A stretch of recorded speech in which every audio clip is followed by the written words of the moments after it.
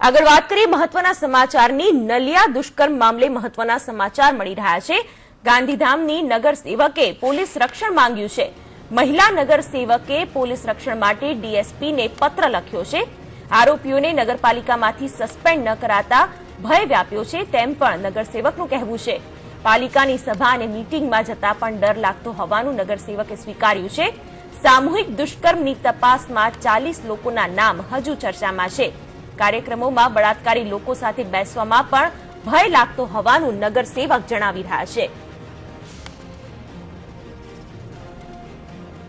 તો નલિયા દુષ્કર્મ મામલે ગાંધીધામની નગર સેવકે પોલીસ રક્ષણ માંગ્યું છે।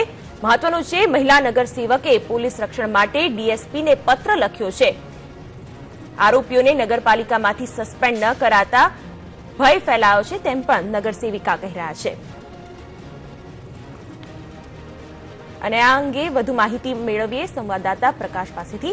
જી પ્રકાશ, જણાવશો આ અંગેની ફરિયાદ કરવામાં આવી છે અને કાર્યક્રમમાં બળાત્કારી લોકો સાથે બેસવામાં ભય લાગતો હોવાનું નગરસેવક જણાવી રહ્યા છે, શું કહેશો?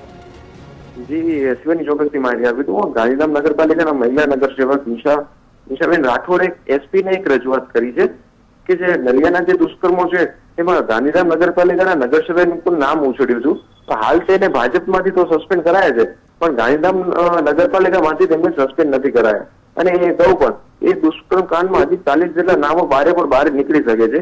એમાં પણ બીજા કોઈ કાઉન્સિલરો કે ભાજપના કોઈ આગેવાન કે એવા ન હોય તેના માટે ગાંધીધામ નગરપાલિકામાં અને તેમની થતી મિટિંગોમાં એમને એક જાતનું ભય લાગે છે કે એવું કોઈ કાંડ અહીંયા ન થઈ શકે। તેના માટે એ લોકોએ એસપી પાસેથી એક પોલીસ પ્રોટેક્શન માંગેલું છે। જી શિવાની।